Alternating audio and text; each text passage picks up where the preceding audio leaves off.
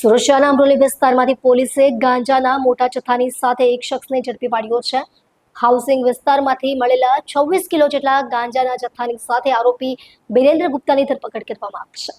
પ્રાથમિક તપાસમાં ખુલ્યું છે કે આરોપી ઓરિસ્સા રાજ્યમાંથી ટ્રેન મારફતે ગાંજાની હેરાફેરી કરી સુરતમાં પહોંચતો હતો. વિરેન્દ્ર ગુપ્તા સનાતન પ્રધાન નામના શખ્સની પાસેથી ગાંજાનો જથ્થો લઈ સુરતમાં સપ્લાય કરતો હોવાની માહિતી મળી છે. પોલીસે ઘટના સ્થળેથી 26 કિલો ગાંજાની સાથે મોબાઈલ ફોન અને રોકડ રકમ કબજે કરી લીધી છે.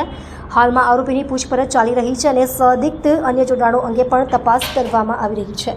અમરોલી પોલીસ મથકના સ્ટાફે સમય સૂચક કાર્યવાહી કરી નશાની હેરાફેરી પર બ્રેક લગાવી છે. પોલીસે આ સમગ્ર મામલે વધુ તપાસ હાથ ધરી છે અને આગામી દિવસોમાં વધુ મોટા ખુલાસાની શક્યતા જણાઈ રહી છે. રાજ્યના માનનીય ગૃહ રાજ્યમંત્રી શ્રીના સૂચનાના આધારે નો ડ્રગ્સ ઇન સુરત અભિયાન હેઠળ માનનીય પોલીસ કમિશનર શ્રી ગેહલોત સરના માર્ગદર્શન હેઠળ અમરોલી પોલીસ સ્ટેશન વિસ્તારમાં ડ્રગ્સ મુક્ત કરવાની કામગીરી ચાલી રહેલ છે.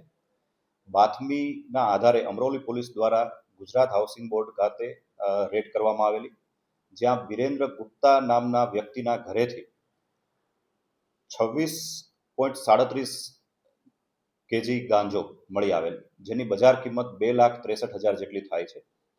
આ ગાંજો બિરેન્દ્ર ગુપ્તા સનાતન શંકર પ્રધાન નામના વ્યક્તિના ત્યાંથી મેળવેલો.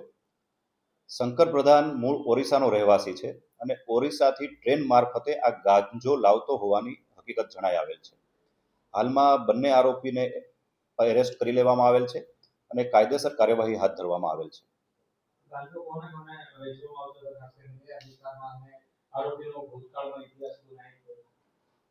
આરોપી અગાઉ કોઈ ગુનામાં પકડાયેલ હોય તે પ્રકારની હકીકત જણાયેલ નથી. છેલ્લા 2 માસથી ગાંજા વેચાણની પ્રવૃત્તિ ચાલતી હોવાનું ઇન્વેસ્ટિગેશન દરમિયાન જાણવા મળેલ છે.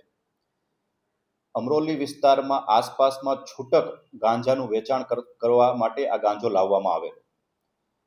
છેલ્લા 2 માસમાં લગભગ બીજી વખત આ ગાંજો ઓરિસ્સાથી મંગાવવામાં આવેલ છે. તે પ્રકારનું ઇન્વેસ્ટિગેશન દરમિયાન જાણવા મળેલ છે. બિરેન્દ્ર ગુપ્તા નામના વ્યક્તિની જે ધરપકડ છે તે ગુજરાત હાઉસિંગ બોર્ડ ખાતેથી કરવામાં આવેલ છે. સનાતન શંકર પ્રસાદ નામનો જે વ્યક્તિ છે, જે ઓરિસ્સાનો છે, તેને પણ સુરતના જ એક વિસ્તારમાંથી પોલીસ દ્વારા હાલમાં એરેસ્ટ કરવામાં આવેલ છે.